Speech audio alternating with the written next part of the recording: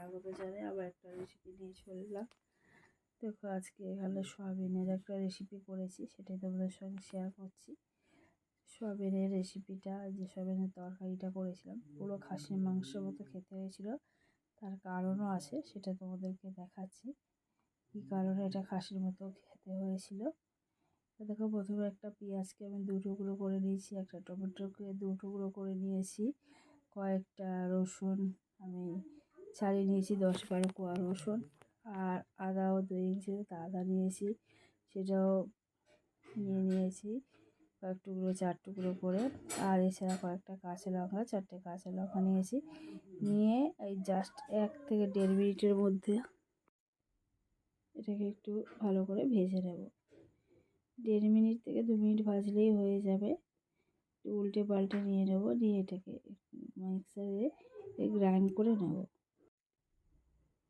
এখানে ভাজা দেখতেই পাচ্ছ, মোটামুটি ভাজা হয়ে গেছে। এবার এগুলোকে আমি তুলে নেব।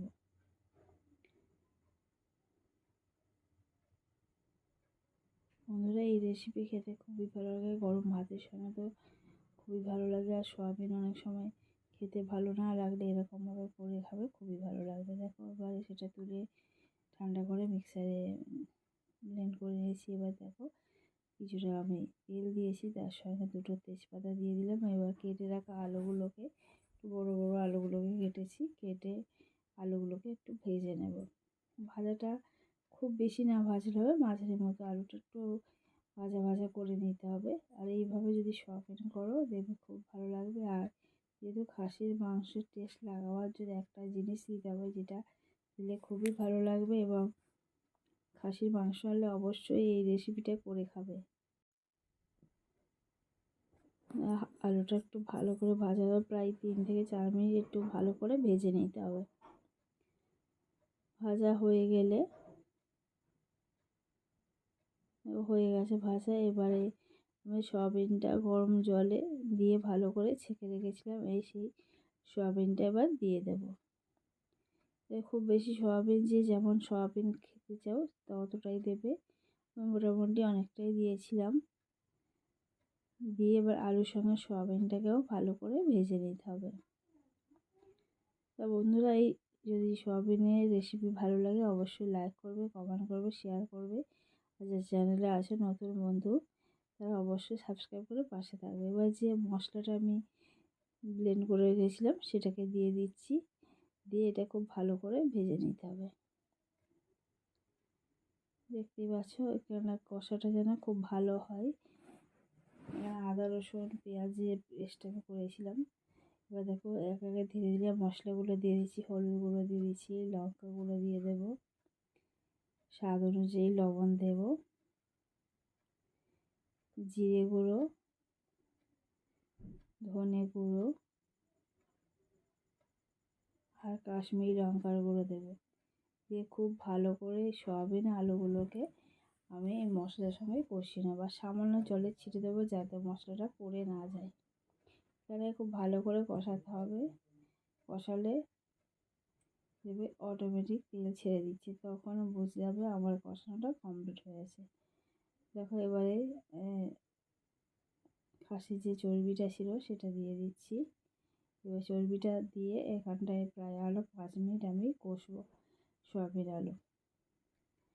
এখানে কষলে খুবই খেতে ভালো হবে, যাতে কষতে একটু বেশি হবে, কারণ যাতে আলু আর সয়াবিনের মধ্যে যে খাসির মাংসের যে চর্বির ফ্লেভারটা সহজেই চলে যেতে পারে। হয়ে গেছে মোটামুটি কষানো, আবার সামনে একটু জল দিয়ে আর একটু ভালো করে কষিয়ে নেব। কষানো কমপ্লিট হয়ে গেলে আমি জল দিয়ে দেবো। দেখো হয়ে গেছে কমপ্লিট, এবার আমি জল দিয়ে দিচ্ছি। এবার পরিমাণ মতো তোমরা জল দেবে, দিয়ে আরও মিনিট 5 থেকে 7 মিনিটের মতো আমার আরও ফোটাতে হবে, যাতে আলুগুলো সিদ্ধ হয়ে যায়। আলুগুলো সিদ্ধ হয়ে গেলে মোটামুটি হয়ে আসার আগে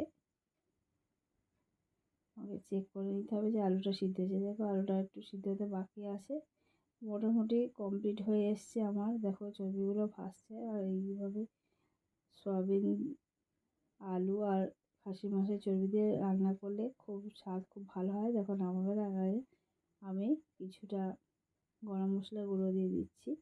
ওরা ধনে পাতাও দিতে পারো, কিন্তু আমার কাছে ছিল না বলে দেওয়া হয়। তা বন্ধুরা দেখো হয়ে গেছে, এবার আমি নামিয়ে নেব।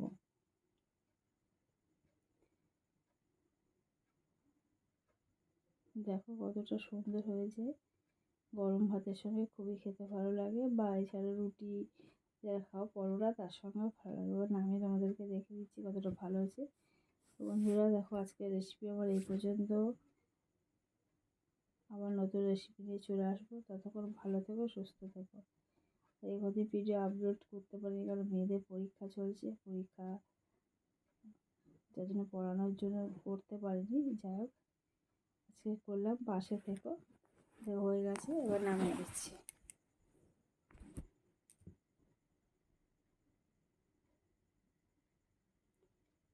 একবার বন্ধুদের তোমরা করে দেখো, দেখবে ভালো লাগে। ভালো লাগলে তারপর কমেন্ট করে জানিও কেমন লেগেছে।